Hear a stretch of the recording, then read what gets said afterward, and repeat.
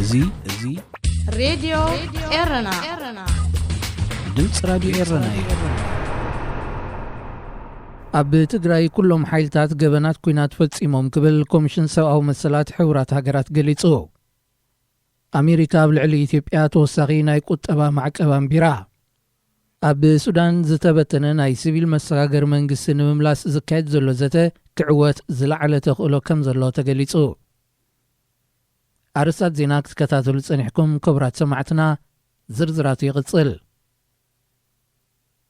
ኣብ ትግራይ ኩናት ዝሳተፉ ዘለዉ ኩሎም ሓይልታት ገበናት ኩናት ፈጺሞም ዝብል እምነት ከም ዘለዎ ኮሚሽን ሰብኣዊ መሰላት ሕቡራት ሃገራት ብኮሚሽነር ሚሸል ባሽሌት ተመሪሑ ብ3 ሕዳር ኣብ ዘቕረቦ ጸብጻብ ገሊጹ። ሕቡራት ሃገራት ምስ ኮሚሽን ሰብኣዊ መሰላት ኢትዮጵያ ብሓባር ብምዃን ኣብ ዘዳለውዎ መጽናዕቲ ኣብ ምዕራብ ትግራይ ከባቢ ማይካድራ ብጉጅለ ተጋሩን ዕጡቓት ኣምሓራን ኣብ ልዕሊ ሰላማውያን ሰባት ዘስካሕክሕ ቅስለት ዓመፅን ራስያን ምዕናው ከም ሆስፒታላትን ኣብያተ ትምህርትን ዝኣመሰለ ህዝባዊ ትካላትን ንብረትን ዝርከቦ ዝተፈላለየ ገበናት ከም ዝተፈጸመ ዘርዚሩ። ኣብ ርእሲ እዚ ኣብቲ ኩናት ብምሉእ ሓይሉ ዝተሳተፈ ሰራዊት መንግስቲ ኤርትራ እውን ኣብ ኣኽሱምን ካልኦት ክበጽሖም ዝኽኣለ ከባቢታትን ልዕሊ 100 ሰላማውያን ሰባት ከም ዝቐተለን ንብረት ሰላማዊ ህዝቢ ከም ዝዘመተን ተመልኪቱ። ሰራዊት መንግስቲ ኢትዮጵያ ብወገኑ በኣልማማ ምቕታል ሰላማውያን ሰባትን ምዕማፅ ደቂ ኣንስትዮን ዝኣመሰለ ገበናት ኩናት ምፍጻሙ ኣብቲ ዝቐረበ ጸብጻብ ተጠቒሱ ይርከብ። ኩናት ትግራይ ኣብ 4 ሕዳር ኣብ ዝጀመረሉ ሰራዊት መንግስታት ኤርትራን ኢትዮጵያን ምልሻታት ኣምሓራን ትግራይን ኣብ ልዕሊ ሰላማውያን ሰባት ብዝፈጸምዎ ዝተፈላለየ ግፍዕታት ገበናት ኩናትን ገበና አንጻር ሰብኣውነትን ፈጺሞም ከይኮኑ ብናጻ ኣካል ክጸረ ኣህጉራዊ ማሕበረሰብ ክጠልብ ጸኒሑ እዩ። ኣብ ትግራይ ኣብ ዝርከብ 4 ማዓስከራት ኣብ ልዕሊ ዝነበሩ ኤርትራውያን ስደተኛታት ዝተፈጸመ ገበናት እውን ኣካልቲ ዝካየድ ምጽራይ ክኸውን ይሕተት። መንግስቲ ኢትዮጵያ ኣሜሪካ ምስ ኩናት ትግራይ ብዝተሓዝ ንዘቕረበቶ ቅድመ ኩነታት ክቕበል ፍቓደኛ ብዘይምዃኑ መምሕዳር ባይደን ኣብ ልዕሊ እታ ሃገር ተወሳኺ ናይ ቁጠባ ማዕቀብ ኣንቢሩ። እቲ ምምሕዳር ባይደን ዘንበሮ ማዕቀብ ኢትዮጵያ ተፍርዮ ነገራት ናብ ኣሜሪካ ብዘይ ታሪፍ ክኣቱ ካብ ዝተፈቕደላ ስምምዕ AGOA ምስራዝ እዩ። ኢትዮጵያ ነዚ 20 ዝሓለፈ ዓመታት ካብዚ ናጻ ናይ ንግዲ ስምምዕ ዓመታዊ ኣሳት $200 ሚልዮን መኽሰብ ክትረክብ ምጽንሓይ ዝግለጽ። ኣሜሪካን ኢትዮጵያ ካብዚ ስምምዕ ዝሰረዘትሉ ኣውራ ምኽንያት መንግስቲ ኢትዮጵያ ናብ ክልል ትግራይ ሰብኣዊ ረድኤት ንኸይበጽሕ ዝገበሮ ከበባ ከልዕል ብምጥላብ ምዃኑ እዩ ዝግለጽ። መንግስቲ ኢትዮጵያ ኣሜሪካን ኢትዮጵያ ካብ AGOA ከይትስረዛ ክምሕፀን እኳ እንተጸንሐ መምሕዳር ባይደን ብሓደ ሕዳር ኣብ ዘመሓላለፎ ውሳኔ ግና እቲ እገዳ ኣብ ግብሪ ውዒሉ ኣሎ። ምስ ምስራዝ ካብ AGOA ተተሓሒዙ ናብ ኣሜሪካ ፍርያትን ናይ ዝልእካ ትካላት ኢትዮጵያ ኣብ ትሕቲአን ዝጸንሑ ልዕሊ 200,000 ኢትዮጵያውያን ሰራሕተኛታት በዚ ናይ ኣሜሪካ እገዳ ስራሕ ኣልቦ ከይኮኑ ተሰጊኡሎ። ኣሜሪካ ንማሊንጊንን እውን ሕገ መንግስቲ ዘይተኸተሉ ስርዓታት ኣብ ስልጣን ብምምጾም ካብቲ ስምምዕ ኣጊዳቶም ኣላ። ኣብ 2000 ዓ.ም ዝተመስረተ AGOA ኣብ ትሕቲ ሰሃራት ዝርከባ ሃገራት ኣፍሪቃ ወፍርን ቁጠባን ንምዕባይ ክሕግዘን ተባሂሉ ፍርያትን ብዘይቀረጽ ናብ ኣሜሪካ ክልእኻ ዘተባብዕ ናይ ንግዲ ስምምዕ እዩ። ኣብ ሱዳን ሲቪላዊ መሰጋገር መንግስቲ ብምብታን ወተሃደራዊ ዕልዋ ዘካየደ ጀነራል አልቡርሃን ዝመርሖ ጉጅለን ካብ ስልጣኑ ዝሰኣለ ቀዳማይ ሚኒስትር ዓብደላ ሐምዶክን መሰጋገር መንግስቲ ናብ ቦትኡ ንምምላስ ዝዓለመ ዘተ ብ2 ሕዳር አካይዶም። ካብ ኣህጉራዊ ማሕበረሰብ ጸቕጢ ዝበዝሖ መራሒ ወተሃደራዊ ጉጅለ ጀነራል አልቡርሃን ቀዳማይ ሚኒስትር ዓብደላ ሐምዶክ ናብ መዝነቱ ክምለስ ኣብ ዝብል ነጥቢ እኳ እንተተሰማምዐ ኣብ ሙቓም መሰጋገር ናይ ሲቪል መንግስቲ ግና ካብ ዘቀራርቦም ዘረሓሖም ነጥብታት ከም ዝዛይድ ዲፕሎማሰኛታት ገሊጾም። ካብ ስልጣኑ ተኣልዩ ዘሎ ቀዳማይ ሚኒስትር ዓብደላ ሐምዶክ ሱዳን ኣትያቶ ካብ ዘላ ዓዘቕቲ ክድሕን እንተኾይና ምምላስ መሰጋገር መንግስቲ ኣገዳሲ እዩ ዝብል መርገፂ እዩ ሒዙ ዘሎ። ይኹን እምበር ምእንቲ ድሕነት ህዝብን ሃገርን ክልቲኦም ወገናት ሕድገታት ገይሮም ሓድሽ መሰጋገር መንግስቲ ክቑሙ ዝለዓለ ተኽእሎ ከም ዘሎ ቶም ዲፕሎማሰኛታት ተረዲኦም። ብመንጎኝነት ሕቡራት ሃገራትን ደቡብ ሱዳንን ካልኦት ኣካላትን ተመሪሑ ዝካየድ ዘሎ ዘተ ክልቲኦም ወገናት ኣብ ዝሓፀረ ናብ መደምደምታ ከብጽሑም ምዃኑ ጠቕላላ ሓለቓ ስታፍ ሰራዊት ሃገር ነበር ኢማድ ዓዳው ገሊጹ። ጀነራል አልቡርሃን ዝኣሰሮም ኣባላት ናይቲ ሲቪላዊ መንግስቲ ክሳብ ዝፈትሕን ሲቪላዊ መንግስቲ ናብ መዝነቱ ዝመልስን መንግስቲ ኣሜሪካን ባንኪ ዓለምን ምስ ሱዳን ዝጀመርዎ ቁጠባዊ ምትሕጋዝን $700 ሚልዮን ፋይናንሳዊ ሓገዝን ደው ኣቢሎሞ ምህላዎም ይፍለጥ። ሕብረት ኣፍሪቃ ብወገኑ ንሱዳን ካብ ኣባልነቱ ከደስክላን ከሎ ሕብረት ኤውሮጳውን ብዕልዋን ዝመጽእ ወተሃደራዊ መንግስቲ ሱዳን ኣፍልጦ ከም ዘይህብ ኣጠንቂቑ እዩ። ዜና ኣብዚ ይፍጸም። إذاعة إرنا الدولية صوت أريتري مستقل. ሬድዮ ኤረና ናጻ ድምፂ ኤርትራውያን ክተት ዕድመ ዓማፅ ንምሕጻር يرجع فسها. إذاعة إرنا الدولية صوت أريتري مستقل. ሬድዮ ኤረና ናጻ ድምፂ ኤርትራውያን ኣብ ዝሓለፈ ግዜ ኣብ ማዕስከራት ስደተኛታት ብቐንዱ ኸዓ ኣብ ሊብያ ኣብ ሽግርን ኣደራዕን ወዲቖም ይሳቐዩ ንዘለዉ ዜጋታት ድምፆም ንምቅላሕ ወፅዖኦም ዓለም ከም እትፈልጦ ንምግባርን ፍታሕ ምእንቲ ክረኽቡን ኣብ መላእ ዓለም ክበሃል ብዝኽእል ደረጃ ጽዑቕን ሕቡርን ሰላማዊ ሰልፍታት ክካየድ ምቕናዩ ዝዳሰሰ ትሕሶ ኣቕሪብና ነርና። ከም ኣብነት ናይቲ ብዙሕ ድማ ኣብ ጀርመናዊት ከተማ ሚዩኒክ ንዝተገብረ ንጥፈታት ጸብጺብና ነርና። ወፅሓ ህዝቢ ካብ ስሩ ምእንቲ ክመሖ ኣንፈት ቃልሲ እናተኩሮ ድለይቲ ለውጥን ናብቲ ጠንቂ ኩሉ ሽግራት ዝኾነ ስርዓት ከተኮር ከም ዝግባእ ዝላቦ መልእኽቲ እውን ተጠቓሊሉ ነይሩ። እምበር ንሎሚ እውን ካብቲ ኣርእስቲ ከይወፃና ሰላማዊ ሰልፍታት ኣብ ምውዳብ ዝተረኣየ ናይ ኣጠማምታን ግንዛብን ፍልልይ በቲ ሓደ እቲ ቐንዲ ሽግር ሃገርን ህዝብን ዝኾነ ስርዓት ዘካይዶም ዘሎ ናይ ርድኡና ኣኼባታትን ጎስጓሳትን ዛዕብኡ ዝገበረ ትሕሶ ክስዕብ እዩ። እዚ ሬድዮ ኤረና ድምፂ ራድዮ ኤረና እዩ። ኣብ መንጎቲ ብዙሕ ምእንቲ ረድኤትን ደገፍን ነቶም ኣብ ስቓይ ዝነበሩ ዜጋታት ዝስማዕ ዝነበረ ድምፅታት ፍልይ ኢሉ ንዝተሰማዕኒ ጸውዒታት ክጠቅስ ፖለቲካዊ ፍልልይና እዚ ማለት ደገፍቲ ንኹን ተቃወምቲ ብዘይግድስ ንስደተኛታት ንምሕጋዝ ንሕባር ስደተኛታት ንምሕጋዝ ደጋፍን ተቃዋምን ምባል ኣየድልን።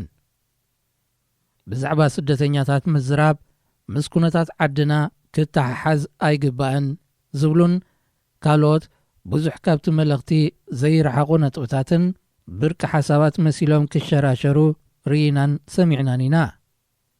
ከም መርኣያ ምጽባብ ፍልልያት ተሓሲቡ ምድንጋጽ ናይ ገለ ኣሓትን ኣሕዋትን ረኺቡ ብኡ መጠን እውን ክድገም ተሰሚዑ እዩ። ነቲ ዕድል ናብ ረብሓ ዓማጺ ከውዕሉ ነቲ ውራይ ከዳምቑ ዝፈተኑ ነይሮም። ኣብ ዓንኬል ዝነጥቢ ክዕገሽግሹን ብእንቲ በተዓዶም ዘግደፎም ስርዓት ከይጽልኡ ናትና ዝብልዎ ካልእ ናይ ዕቁብ ሰልፊ ካልእ ድምፂ ክፈጥሩ ዝረኣናዮም ድማ እቶም ስነ ጥበበኛታት ኣብ ትሕቲ ዝብል ጸውዒት ዝጥርነፉን ተደናገጽቶምን እዮም። ገለ ካብኦም ኣብ ጭንቅን ህልቂትን ስደተኛታት ዘለዎም ኣመለኻኽታ ኾነ ኣተሓሕዛ ንኽነግሩና ዝከኣሎም ጽዒሮም እዮም። ኣብ መዓልቲ ዝኽሪ ናይቶም ኣብ ምስጋር ማእከላይ ባሕሪ ዝጠፍኡ ዜጋታት ለይታዊ ትልሂት ብምውዳብ ኣርዮምናን ነጊሮምናን እዮም። ኣብቲ ንህልቂት ስደተኛታት ዝዝከር ዕለት ብዘይ ምጽምባር ጥራይ ንመርገጺዮምን ኣካልቲ ሓዘን ዘይምዃኖምን ንምግላጽ ኣኻሊ ኾይኑ ግዲ ዘይተሰምዖም ኮይኑ ምስዕሳዕ ኣድላይ ኮይኑ ተረኺቡ። ኣብ ዕለተ ዝኽሪ ሓዘን ናይ ዳንኬራ ቖፀራ ብምግባር ንፍልልይ ትረኻ ክልቲ ወገን ኣነጺሩ ዘርኢ እዩ። እምበኣር እዚ ዘይእድብ ግብሪ ዝፈጠሮ ግራመ ከይዘለቐን ከለዩ ናይ ርድኡና ኣውያት ካብ ስደተኛታት ኣብ ሊብያ ተሰሚዑ። እታ ድምፂ ጎሂ ልቢ ከይስማዕ ጓይላ ዘዕመረት ልሳን ከዓ ሃንደበት ምስ ስደተኛታት ምድንጋጻ ክትገልጽ ዝተሰምዐት። ካብቲ ማሊ ናብ ሎሚ ዝተኸሰ ለውጢ ክኸውን ይኽእል እዩ ኢልና ቅድሚ ምድምዳም እቶም ኣብ ማእከላይ ባሕሪ ዝጠፍኡን ኣብ ሊብያ ዝሳቐዩ ዘለውን በበይኖም ዘይምዃኖም ምጥቃስ ከድልየና እዩ። ሰብ ሓደ ባህጊ እዮም ነይሮም ማለት ከዓ ጉዕዞ ኩሎም ውሕስነት ንምድላይ ህይወት ንምድሓን ነይሩ። መበገሲዮም ሓደ ጉዳዮም እውን ሓደ እዩ። መስገደል ሰጊሮም ካብ ዓማፅ ምሊጦም ብኻልእ ዓማፅ ተኸቲሮም እምበር ኣብ ጎኒ ወይ ምእንቲ ውፅዕ ደው ንምባል ኣበይን ማዓስን ብዘየገድስ ድምፅና ንሕብር ንዝብል መረዳእታ ብቕንዕና ከይቅጽል ዝገብሮ ነቲ ብኤርትራ ዘሎ ዓማጺ ክትንከፍ ዘይደሊ ቅድመ ኹነት ምህላው እዩ።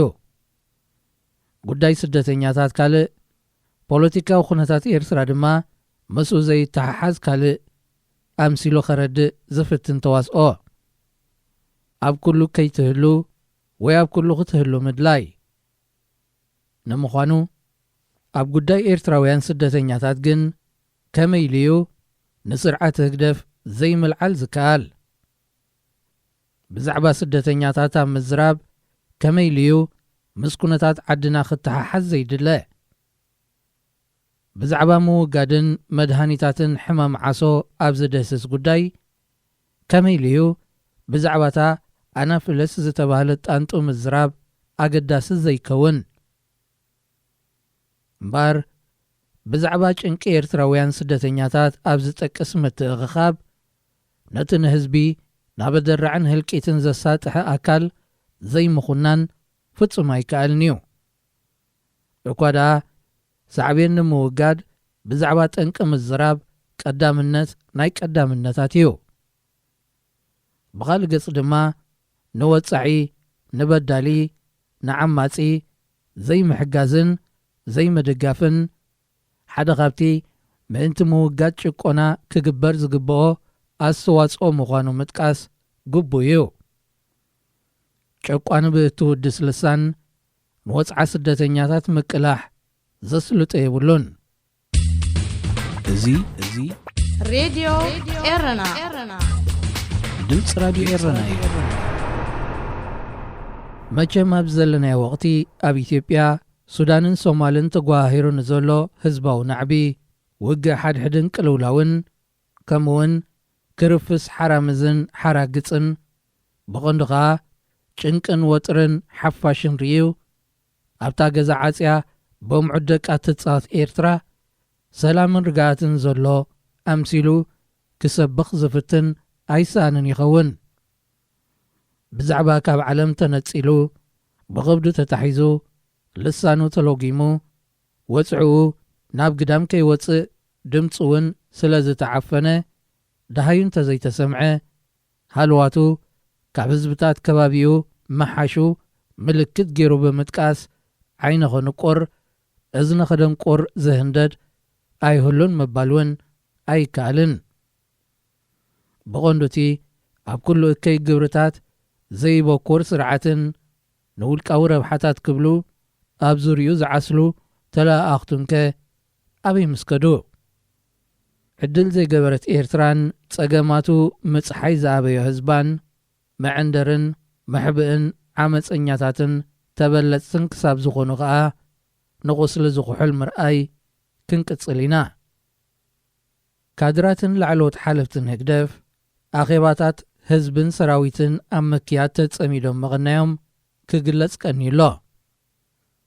መቐጸልታ ናይቲ ኣብ ውሽጢ ዓዲ ለባማት ንምቕሓርን ባሃማት ንምብራዝን ኩሉ መዓጹታት ሸጒሮም ዝገብርዎ ሰሚናራት እነሆ ናብ ሃገራት ኤሮጳ፣ ኣሜሪካን ሃገራት ዓረብን ተዋፊሮም ህዝቢ ኣብ ጎኖም ክኸውንን ንድሕነቶም ክኸትትን ይልምኑ ኣለዉ።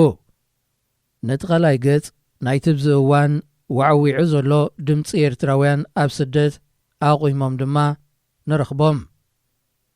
እምበር ኣብቲ ምእንቲ ፍትሕን ምእንቲ ምስሳይ ዓማፅን ደው ዝበለ ክልተ ወገን ደሚቑ ዝርአ ክልተ ነገራት ክጠቅስ። ኣብቲ ወፅዓ ያክል ሽግር የብቅዕ ዝድምፁ ምትእኽኻብ ንብዓትን ነድርን ክርአ እንከሎ ኣብቲ ናይ ክተት ዘመተ ዝእንገደሉ ምትእኽኻብ ግን ጓይላን ሳዕስዒትን ቀንድን ዘይበኩርን ንጥፈት ኮይኑ ይርከብ። ኣብቲ ልዕልና ሕግን ነግሰት ፍትሕን ዝጠልብ ወገን ዕብላለ መንስያትን ዛንታ ጉዕዞኦምን ጐሊሑ ክርአ እንከሎ ኣብቲ ነካይዳ ህግደፍ ዝድግፍ ድማ ዝያዳ ናይ ሽማግለታት ምትእኽኻብ ኮይኑ ንረኽቦ።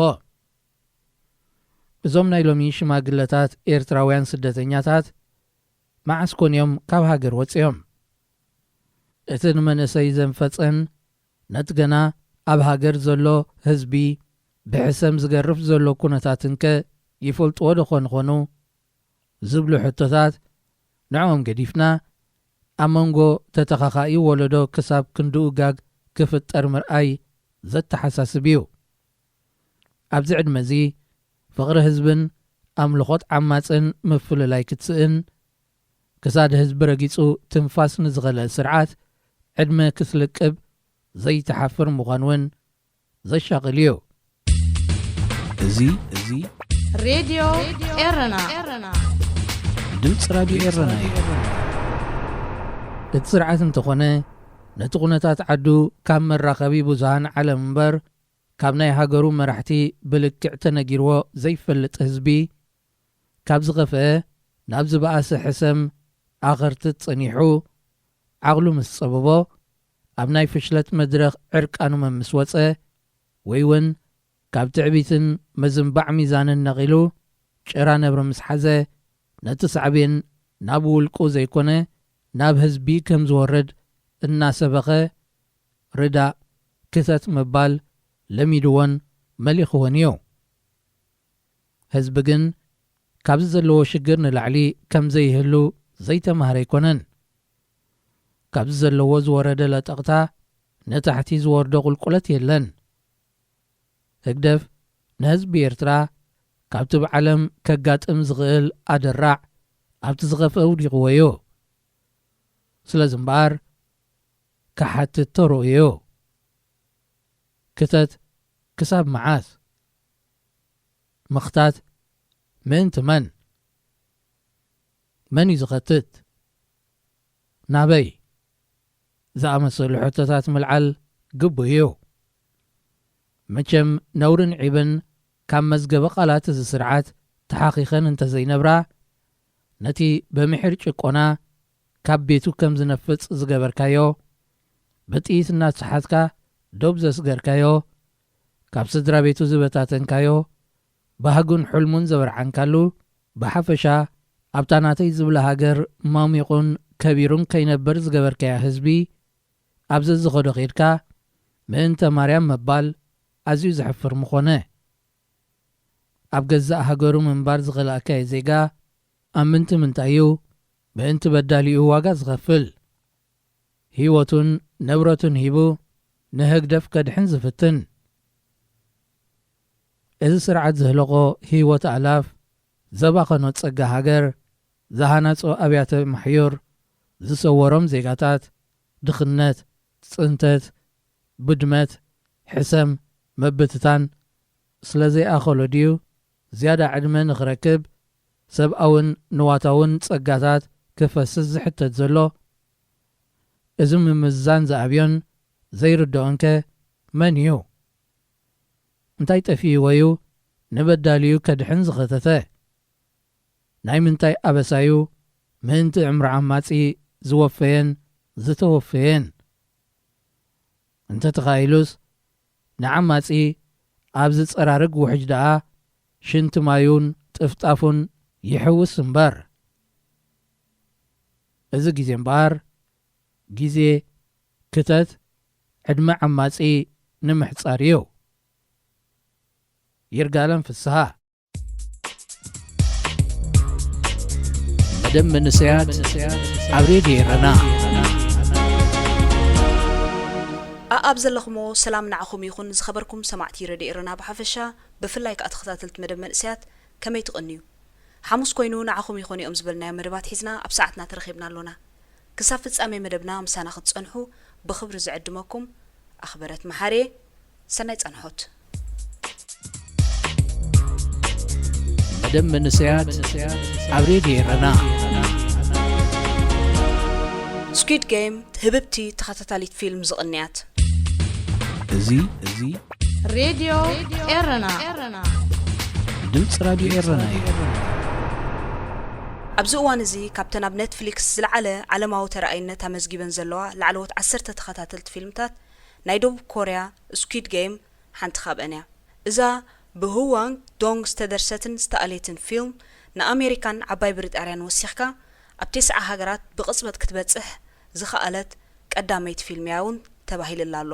እዛ ፊልም ምስ ተዘርግሐት ኣብ ውሽጢ 28 መዓልታት 142 ሚልዮን ረኣይቲ ዝረኸበት ብተወሳኺ ኣብ መዓልቲ መመረቕተኣ ብብዝሒ ዝተረኣየት ተባሂላ ኣብ ኔትፍሊክስ ኣብ ቅድሚት ዝተሰርዐት ኮይናላ። ኣብታ ኔትፍሊክስ ኣብ ሃገራ ብወግዒ ዘይተፍቅድ ቻይናውን ብዘይሕጋዊ መንገዲ ኣብ መንጎ ሰባት እናተሰጋገረት ብሰፊሕ ትርአ ከም ዘላ ኣብ ማሕበራዊ ሚድያ መዛረብን መካትዕን እናኾነት ህቡብነታት ትውስኽ ዘላ ፊልም እያ። ኔትፍሊክስ ማለት ኣብ ሃገርና ኤርትራን ካልኦት ውሕዳት ከምኣን ሓዲካ ኣብ መላእ ሃገራት ዓለም ዝርግሐ ዘለዎ ናይ ኦንላይን ሚድያ ኮይኑ ሰባት ወርሓዊ ክፍሊት እናኸፈሉ ፊልምታት ዝርእሉ ቅርዓት እዩ። እዛ ፊልም 456 ብዕዳ ናይ ዝተዋሕጡ ገጸ ባህርያት ዝተሃንጸት እያ። ናይ 45.6 ቢልዮን ባጤራ ደቡብ ኮርያ ሽልማት ዘውህብ ጸወታ መንጸፍ ዛዕባ ዛንታኣ ዝገበረት ድማ እያ። እቲ ንነዊሕ ክፋላት ናይዛ ፊልም ዝሸፈነ ቀንዲ ጸወታ ኣብ ሓደ ዘይፍለጥ ብውሽጥን ብግዳምን ብጽኑዕ ዝሕሎ ደሴት ዝተሃንጸ ሱቱር ኣዳራሽ ዝካየድ እዩ።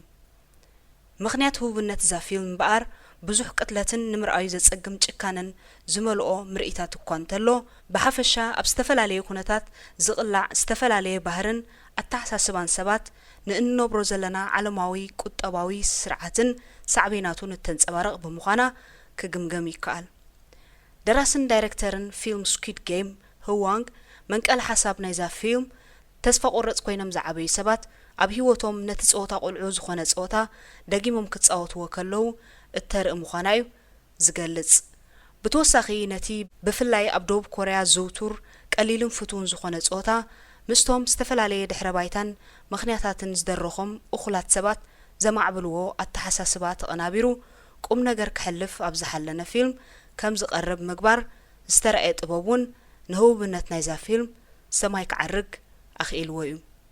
ኣብ ርእሲኡ ብዙሕነት ናይቶም ጠባያት ማለት ካብ ዝተፈላለዩ ደርቢ ማሕበራዊ ከባብን ባህልን ሃገራትን ዝመጹ ምዃኖምን ተዓዘብቲ ምስኣቶም ክደናገጹን ክስዕብዎምን ኣኽኢሉ እዩ። ህዋንግ ካብ ውልቀ ተመክሮን ትዕዝብቱን ነቒሉ ኣብ ኮርያ ንዘሎ ርእሰ ማልነትን ቁጠባዊ ደርባዊ ቃልስን ከም መበገሲ ብምውሳድ ነቲ ኣብ ዓለም ዘሎ ዘይምዕሩይ መቕርሒ ሃብትን ግብትና ርእሰ ማልያውያንን ዘይፍትሓውን ንምንጽብራቕ ዓሊሙ ከም ዝጸሓፋ ገሊጹሎ።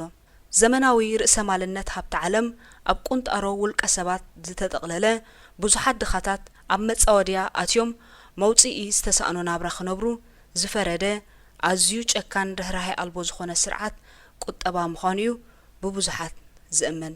ኣብዛ ፊልም ዝተንጸባረቐ እውን ብገለ መዳዩ እዚ ስርዓት ዝፈጥሮ ቅልውላውን ሳዕቤኑን እዩ።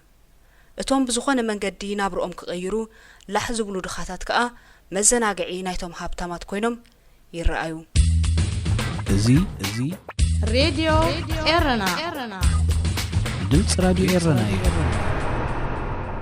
ኣብ መወዳእታ ማለት ተሻዓይ ክፋል ናይዛ ፊልም ከም ዝተጋህደ ከዓ ካብቶም 456 ተጻወቲ እቲ መለለይ ቁጽሪ 1 ተዋሂብዎ ዝነበረ ብሕማም ረሲዕ ዝጥቃዕ ሽማገለ ኣመና ሃብታም ኮይኑ ነቲ ዝናፍቆ ጸወታ ምእንቲ ክጻወት ዘዋደዶ ምንባር እዩ። እዚ ከዓ ንሙሉእ ቴማ ናይታ ፊልም ዝጠመረ ይመስል። ብሓፈሻ ግን እቶም ድኻታት ገንዘብ ምእንቲ ክረኽቡ ዝገብርዎ ምጽዳፍ ምጭኽኻን ኣሕሊፍካ ምውሃብን ካልእን ነቶም ርእሰ ማላውያን መዘናግዒኦም ጥራይ ምዃኑ እዩ።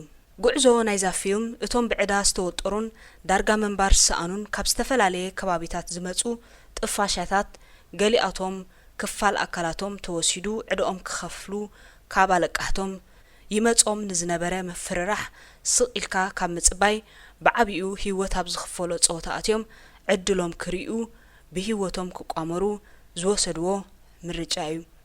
ደራሲ ናይዛ ፊልም ህዋንግ ነቲ ኣብ ቁልዕነቱ ጻወቶ ዝነበረ ስኩዊድ ጌም ብቐረባ ናይ ዝፈልጦም መተዓቢቱን ኣስማቶምን ገለ ባህርያቶምን ክጥቀም ዝመረጸሉ ቀንዲ ምኽንያት እቲ ዛንታ ንተመክርኡ ብድራማዊ መልክዕ ከንጸባርቆ ምድላዩ ዝግለጽ። ከም ኣባሃህልኡ እዚ ጸወታ ኣብ ኮርያ ብፍላይ ኣብ 70ታትን 80ታትን ዝውትር ዝነበረ ቀሊልን ፍቱውን ጸወታ እዩ። እቲ ካብዚ ጸወታ ክወስዶ ዝደለየ ግርምቢጥነት ግን ኣብቲ ጸወታ ካብቲ ጾታን ላዕሊ እቲ ዝፍጠር መንፈሰ ሰዓርነትን ተሰዓርነትን ምስኡ ዝምዕብል ስነ-ኣእምራዊ ኩነታት ሰባትን ኮይኑ ነዚ ሕጂ ተፈጢሩ ዘሎ ተሃላላኺ ሕብረተሰብ ኣጉሊሕካ ንምርኣይ ዝዓለመ እዩ። ተሳተፍቲ ናይዚ ጾታ 456 ሰብ ዕዳ ወይ እውን ክቱር ድሌት ገንዘብ ዘለዎም ድኻታት ኮይኖም እቲ ዛንታ ግን ብዝተወሰኑ ጉልሓት ጠባያት ኣቢሉ ከም ዝምራሕ ተገይሩ። በዚ መሰረት ከዓ ቁጽሪ 456 ዝተዋህቦ ሳንጊሁን ቀዳማይ ቀላሲ ቀንዲ ጠባይ ፊልም ስኩዊድ ጌም ኮይኑ ክቱር ወልፊ ቁማር ዘለዎ ብሰንኩ ድማ ሓዳሩ በቲኑ ምስታ ኣረጊትን ጥዕና ዘይነበራን ኣዲኡ ዝነብር እዩ። ከምኡውን ነታ ምሰዲኣን ሰብኣይ ኣዲኣን እትነብር ዝነበረት ጓሉ ንኽናብን ነታ ሕማም ሽኮር ዝነበራ ክሳብ እግራ ክትቁረጽ ምዃና ብሓኪም ዝተነግራን ኣዲኡ ክሕክም ምእንትዩ ናብቲ ጾታ ዝኣቱ። ካልእ እውን ቁጽሪ 218 ገጸ ባህሪ ዝሓዘ ሳንጉ ዝስሙ ምስዚ ቀዳማይ ጠባይ ማለት ሳንጊሁ መተዓቢቲ ኮይኖም ንሱ ግን ዩኒቨርሲቲ ዝተምሃረን ኣብ ሓደ ዓቢ ትካል ወፍሪ ጽቡቕ ቦታ ዝነበሮን ሰራሕተኛ እዩ። እንተኾነ ብምጥፍፋእን ኣብ ዘይተጸንዐ ወፍሪ ገንዘቡ ኣእትዩ ጠፊሹ ከም ሳዕቤኑ ካብ ሃድን ፖሊስ ንምምላጥ ኣብቲ ጾታ ኣትዩ ዕድሉ ክርኢ ወሲኑ። ቁጽሪ 67 ዝሓዘት ካንግ ካብ ሰሜን ኮርያ ዘምለጠት ኮይና ስድራኣ ካብቲ ኣዝዩ ሓደገኛ ዝኾነ ሃገር ንምውፃእ ንኣስገርቲ ዶብ ገንዘብ ክትከፍል ካብኡ ዝተረፈ ድማ ገዛ ክትዕድግን ምስ ስድራኣ ብሰላም ክትነብርን ኢላ ህጡር ገንዘብ ንክትበልዕ ናብቲ ህይወትካ እውን ዝበልዕ ጾታ ኣትያ። ቁጽሪ 01 ዝተዋህቦ ኦ ኢልናም ብናይ ርእሲ ቲሞር ዝተጠቕዐ ኣብ መንጎኡ ዓጀው ዝብል ሽማገለ ሰብኣይ ኮይኑ ሓደ ካብቶም ቀንዲ ጠባያት ከዓ እዩ። ቁጽሪ 101 ዝሓዘ ጠባይ ዛንዳንሱ ኣባል ጉጅለ ገበነኛታት ኮይኑ ዘይተኣደነ ገንዘብ ስለ ዝተኣወደን ንሓላፊኡ ስለ ዝኸሓደን ኣምሊጡ ናብቲ ጾታ ኣትዩ። ቁጽሪ 199 ዝሓዘ ድማ ዓብዱል ዓሊ ማለት ፓኪስታናዊ ስደተኛ ኮይኑ ኣስራሒኡ ደሞዙ ክህቦ ስለ ዘይከኣለ ንሓዳስ መርዓቱን ወዲ 1 ዓመት ውላዱን ሓዲጉ ርብሕ ዝበለ ገንዘብ እንተረኸበ ኢሉ ናብቲ ጾታ ኣትዩ። ቁጽሪ 212 ዝሓዘት ሃኒሚ ምኽንያታ ዘይንጹር ካብትን ናብትን እናተላኽዐት ትነብር ኣብቲ ጽንኩር ናይ ጾታ ወቕቲ ከይተረፈ ነብሳ ክትህብ ድሉት ዝነበረትን ዝሃበትን ተበላጺት ገጸ ባህሪ ኮይና ብምጥፍፋእ ተኸሲሳ ዝነበረት እያ። ዳይሬክተር በዞም ጠባያት ዘረብኦምን ተግባሮምን ስምዒታቶምን ኩነተ እምሮኦምን ኣቢሉ ነቲ ዛንታ ንጹር ንምርድኡ ዘየሸግር ክገብሮን ከሎ ካልኦት ተወሰኽቲ ወይ ከዓ ደገፍቲ ጠባያት ብምቕራቡን ዝተፈላለየ መዳያት ክርአ ክምርምርን ክትንትንን ዝኽእል መልእኽታት ንተዓዘብቲ ኣቐሚጡሎ። ኣብዛ ፊልም ሓደ ካብቲ ጎሊሑ ዝተረኣየ ጉዳይ ብውልቂ ይኹን ብእኩብ ከመይ ኣቢልካ ረብሓኻ ተረጋግጽ ወይ ድማ ካብ ዝፍጠር ዝኾነ ይኹን ኩነታት እንታይን ከመይን ኣቢልካ ትረብሕ ምፍላጥ ዝብል ክርአ ይከኣል።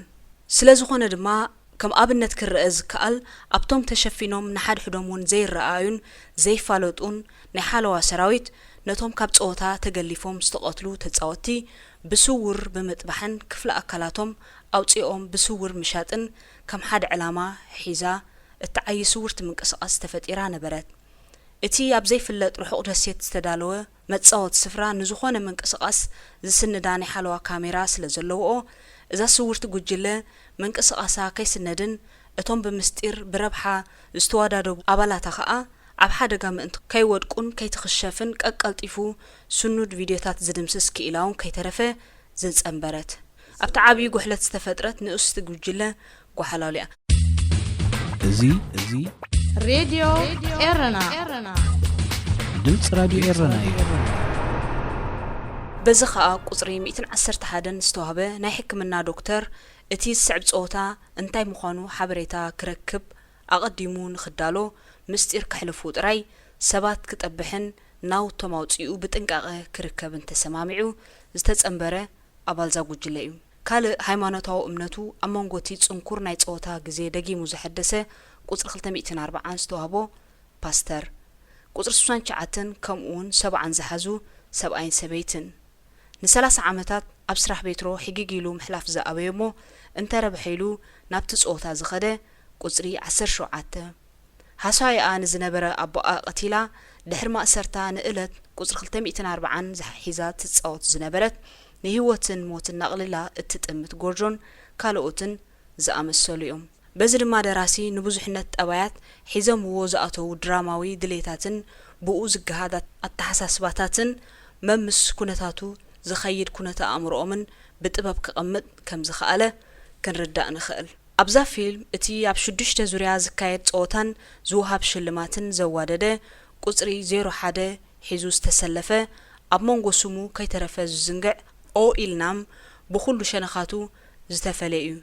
እዚ ካብ ኩሎም ተጻወትቲ ብዕድመ ዝደፍአ ኣዝዩ ሃብታም ኮይኑ ባዕሉ ነቲ ቢልዮናት ሽልማት ዘውህብ ገንዘብ ከም ዘበገሰዩ ኣብቲ ናይ መወዳእታ ታሽዓይ ክፋል ዝግለጽ ናይዚ ሽማግለ ቀንዲ ነቲ ጸወታ ምብጋሱን ክጻወት ምድላዩን ምኽንያት ካብቲ ናይቶም ዝተረፉ 455 ተጻወትቲ ኣዝያ ዝተፈለየት ግርምቢጥ እያ። እታ ምኽንያት ሓንቲ ኮይና ኣብ ገዛ ኮፍ ኢሉ ንሞት ካብ ዝጽበያ ክዘናጋዕ ኢሉ እዩ። ኣብዚ ኩሎም ተጻወትቲ መይቶም ሓደ ሰዓረ ጥራሕ ዝተርፈሉ ጸወታ ዝጠፍእ ህይወት ሰባትን ዝፈስስ ጸጋታትን ሽልማት ተባሂሉ ዝውሃብ ቢልዮናትን ብዘየገድስ እቲ ሓደ ሽማግለ ሃብታም ምእንቲ ክዘናጋዕ ተባሂሉ ዝተዋደደ እዩ ዝብል መልእኽቲ ናይዛ ፊልም ተዓዘብቲ ነቲ ዝህቦ ቁንቁኛ በብዝመሰሎም ክትንትንዎ ክስምዑ ግድን እዩ። ብኣጠቓላሊ ግን ኩላቶም ኣብ ጭካንን ዘይፍትሓውነትን ዘመናዊ ንሱ ፈጢርዎ ዘሎ ቅልውላውን ይሰማምዑ። ነዚ ኣተሓሳስባ ዘግህድ ምስትውዓል ዘድልዮ ሲኔማዊ ኣቀራርባ ተንጸባሪቑ ኣሎ። እዚ ኸኣ እቲ ነቶም ንናይ መወዳእታ ዙር ጸወታታት እናተዛነዩ ክዕዘቡ ዝተዓደሙ ቪአይፒ ዝተገብረ መመላኽዕን ኣልባሳትን እዩ። እዞም ሃብታማት ዕዱማት ኮፍ ዝበሉሉን ዝሰትዩሉን ብሓፈሻ ኸኣ ዝተኣናገድሉ ኣዳራሽ ዘርእዮ ፍልሊ ቁጠባዊ ቐጸላ ንጹር እዩ። እቲ ዝዓጅብ ጥበብ ግን እቲ ንገጾም ከዲኑ ዝነበረ ማስኬርያ እዩ። እዞም ፍልያት ዕዱማት ሰባት እቲ ዝተኸደንዎ መልክዕ ዝተፈላለዩ ኣራዊት መሮር ኮይኑ ንጭካነን ኣራዊታዊ ኣተሓሳስባን ናይቶም ሒደት ርእሰ ማላውያን ክውክል ተባሂሉ ብጥበብ ዝተገብረ ምዃኑ ክግምገም ይከኣል። ኣብ ብዙሕ ክፋላትን ምርኢታትን ናይዛ ፊልም ቅትለትን ምፍሳስ ደምን ብብዝሒ ዝርአ ምዃኑ ካብቲ ብዛዕባ ዛ ፊልም ዝቐርብ ዘሎ ነቒፌታታት እዩ። እንተኾነ እቲ ቁንቁኛ ናይዚ ምርኢታት እዚ ብምውሳድ ናብቲ ክንገር ወይ ክሓልፍ ዝተደልየቁም ነገር ምትኳር ከም ዝግባእ ዝማጎቱ ኸኣ ኣለዉ። እዚ ማለት ህሉ ቁጠባዊ ስርዓት ዝፈጥሮ ዘይርጉእ ሰባውን ማሕበራውን ህይወት ጭካነ፣ ምትህልላኽ፣ ምትህኑኻት፣ ምውድዳብ፣ ምትኑኻል፣ ንፍቕርኻ፣ ኪዳንካ፣ ዕርክነትካ፣ መተዓቢትኻን ከይተረፈ ኣሕሊፍካ መሃብ ከምኡ እንተዘይኮይኑ ክትሰርር ኣይትኽእልን ዝብል ቁም ነገር ከኣ ክስተብሃለሉ ዘለዎ ዛዕባ ይመስል። ብዓብኡ ድማ ሞትን ጻዕረ ሞትን ናይቲ ብዙሕን ውጽዑን ህዝቢ መዘናግዕን መሳለቕን ናይቲ ውሕድ ኮይኑ ምህላውን ብጉሁድ ክርአ ይከኣል። መወዳእታ ናይዛ ፊልም ሓደ ሰብ ተዓዊቱ ንሱ ኸኣ እቲ ቀንዲ ጠባይ ማለት ቁጽሪ 456 ዝሓዘ እዩ። ንሱ ጸወታ ተወዲኡን ቢልዮናት ሒዙን ካብቲ ደሴት ወፂኡ እንተኾነ ግና ኩሉ ከንቱ ኮይንዎ። እታ ካብ ሕማም ሽኮር ንኽትሕከም ሰልዲ ዝደልየላ ዝነበረ ኣዲኡውን ብህይወት ኣይጸናሓቶን። በዚ ኸኣ ገንዘብ ህይወት ኮነ ሓጎስ ከም ዘይክእል ተርእየና። ካብኡ ሓሊፉ መልእኽቲ ዛ ፊልም ኣብ ሃገረ ደቡብ ኮርያ ብፍሉይ ነቲ ኣብ 2022 ዝካየድ ፕሬዝደንታዊ ምርጫ መጎስጎስ ክትከውን ጀሚራ ከም ዘላ ይንገር ኣሎ። ንብዙሓት ዜጋታት ደቡብ ኮርያ ግዳይ ዕዳን ድኽነትን ዝገበረ ቁጠባዊ ስርዓት ብቁሉዕ ብምንቃፍ ንፍሉይነትን ኣልባሳት ናይዛ ፊልምን ብምጥቃም ነቲ ስርዓት ዘባጩን ንርእሰ ማላዊ ጭካነ ፍልሊ ናብራን ካልእን መጎስጎስ ክትከውን ጀሚራ ኣላ። እዚ ሬድዮ ኤረና ድምፂ ራድዮ ኤረና እዩ።